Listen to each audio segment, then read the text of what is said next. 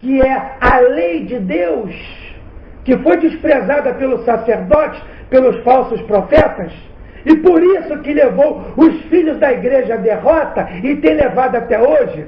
Porque quando você vai num púlpito, o que o pastor fala? Que a lei de Deus não tem mais valor.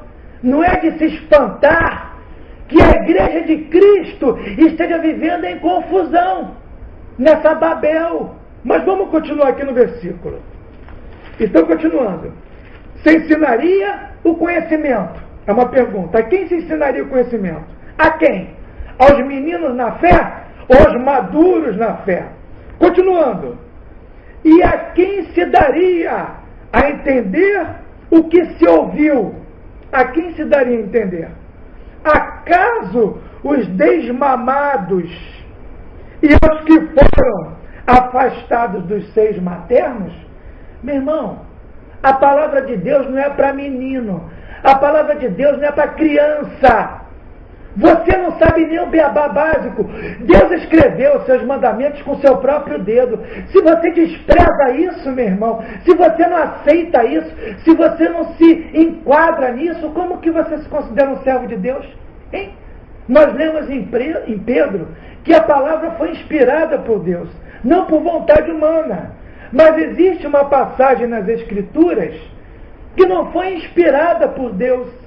Ela foi escrita por Deus. Será que você consegue conceber a importância dessa passagem para você e para mim? Deus não permitiu que ninguém, absolutamente ninguém, escrevesse essa passagem. Ele fez questão de escrever essa passagem com seu próprio dedo, para lhe chamar a atenção, para me chamar a atenção, meu irmão. E as pessoas dizem que a lei não tem valor. É por isso que está todo mundo cego. É cego guiando cego. Continuando, versículo 10. Por quê? Olha a metodologia de você estudar e entender a Bíblia. Versículo 10. Por quê? É preceito e preceito sobre preceito, preceito e mais preceito. Algumas versões diz mandamento sobre mandamento. Ok? Preceito é uma analogia para mandamento, assim como juízo ou estatuto. Ok? Regra sobre regra. Regra e mais regra.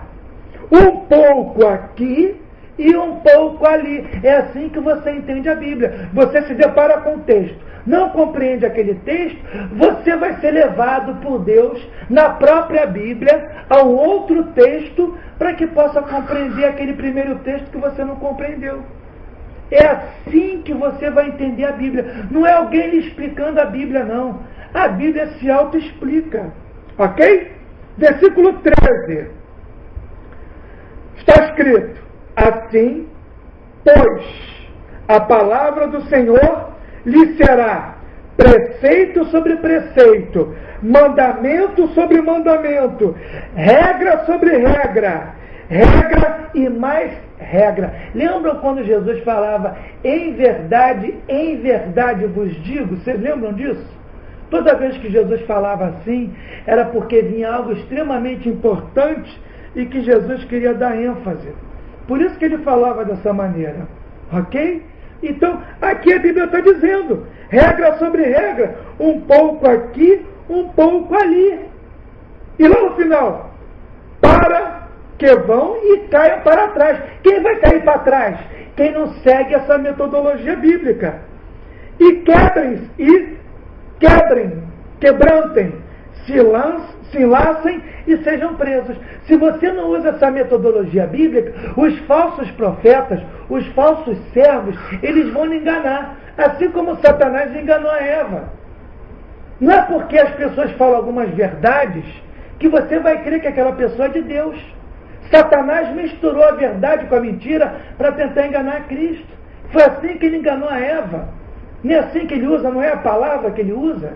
Então, algumas pessoas vão ser usadas pelo diabo e vão falar algumas verdades para você. Só que essa verdade vai estar misturada com a mentira. Mas você, porque ouviu aquela verdade, você vai dar crédito. É assim que Satanás sempre trabalhou. Ok? E como que eles agem então? Vamos lá em Jeremias 44:4. A gente vai ver como que eles agem. Jeremias 44, versículo 4.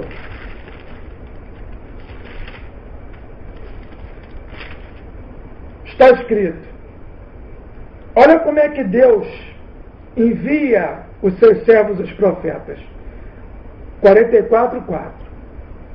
Todavia, começando eu de madrugada, lhes tenho enviado os meus servos, os profetas. Quem são os servos? Os profetas. Para lhes dizer: não façais coisa abominável que aborreço. Ok? Não façais coisas abomináveis.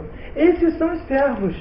Deus tem procurado usar os seus servos, os que são fiéis, aqueles que guardam os seus mandamentos e o testemunho de Jesus, para revelar a palavra de Deus pela própria palavra de Deus. É como está em Daniel. Vamos abrir em Daniel, logo em seguida aí. Daniel 9, versículo 6. Olha o que está escrito em Daniel 9, versículo 6. E não demos ouvido aos teus servos, os profetas, que em teu nome falaram aos nossos reis, nossos príncipes e nossos pais, como também a todo o povo da terra. Ok? Esses são os servos, esses são os profetas, esses são aqueles que têm luz. Precisa falar. Eu não estou, meu irmão, querendo referir aqui nem A nem B. Eu estou te mostrando o parâmetro para você saber quem é servo de Deus e quem não é. Ok? Aqueles que falam a lei e ao testemunho são os que estão debaixo da luz de Cristo. Ok? Bom, vamos dar continuidade. Mas qual a importância de profetizarmos? Bom, o apóstolo Paulo nos comentou a respeito disso. Apesar de ser algo muito pouco comentado nas igrejas, vamos abrir lá em 1 Coríntios 14, versículo 1. 1 Coríntios 14, versículo 1. Está escrito: segui o amor e procurai com zelo os dons espirituais. No capítulo 13, e começando pelo capítulo 12, Paulo fala dos dons espirituais. Ali ele vai relacionando um por um, ok? Todos os dons. Aí aqui, logo no princípio do capítulo 14, ele diz: segui o amor e procurai com zelo os dons espirituais, mas principalmente que profetizeis. Por quê? Versículo 3. Mas o que profetiza fala aos homens, edificando, exortando e consolando. Os profetas de Deus não são aqueles que você vê na igreja evangélica dando profetada e revelando a vida de A e de B. Pastor, foge com a secretária, casa com ela. Joãozinho, abandona Maria e foge com a Joana.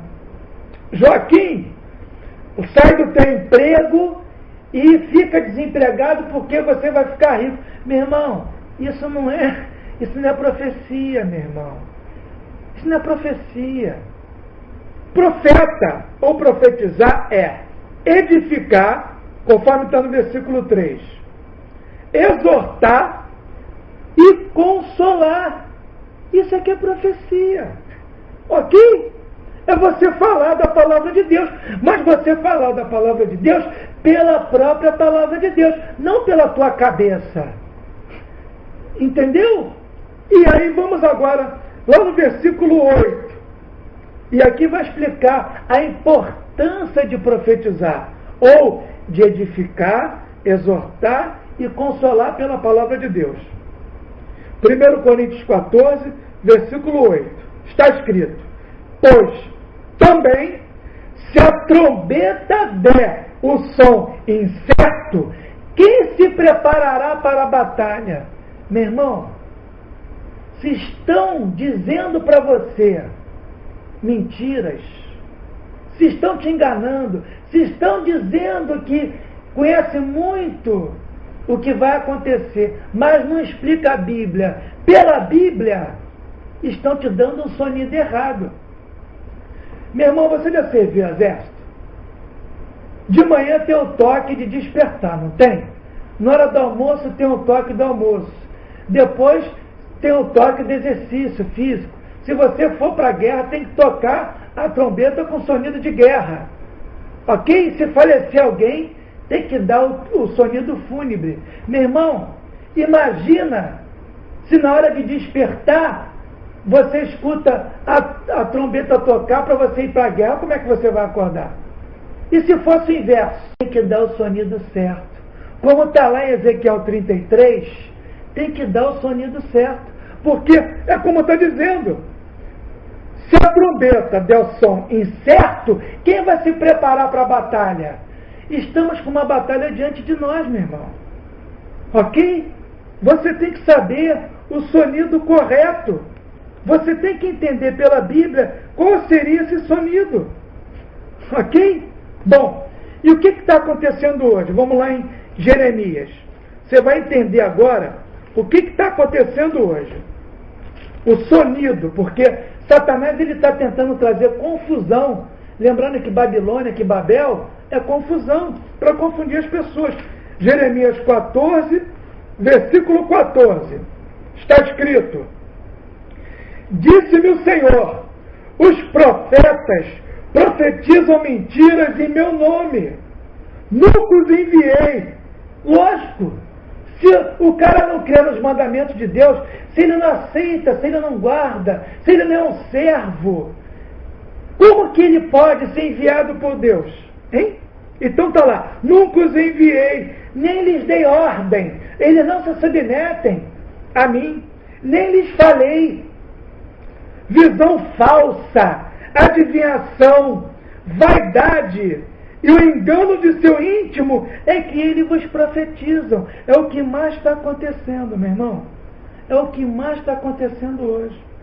As pessoas falam assim, olha, o sacrifício diário é porque você não vai poder mais trabalhar. Meu irmão, aonde que está escrito na Bíblia que sacrifício diário é você não poder mais trabalhar, meu irmão? Pelo amor de Deus! Aí o outro fala assim, não, sabe o que é? É porque o sacrifício, não existe sacrifício diário. Olha que estupidez, não existe. Meu irmão, como que as pessoas podem ser tão ignorantes biblicamente falando? O sacrifício diário era o sacrifício que era feito todos os dias no templo de Jerusalém. De manhã era sacrificado um cordeiro, simbologia tipificando a Cristo, e à tarde, às 3 horas da tarde, novamente era sacrificado um cordeiro. Todos os dias do ano, todos os dias, meu irmão, era feito esse sacrifício. Como é que pode a pessoa falar que não tem sacrifício diário, que é mentira? Como que pode?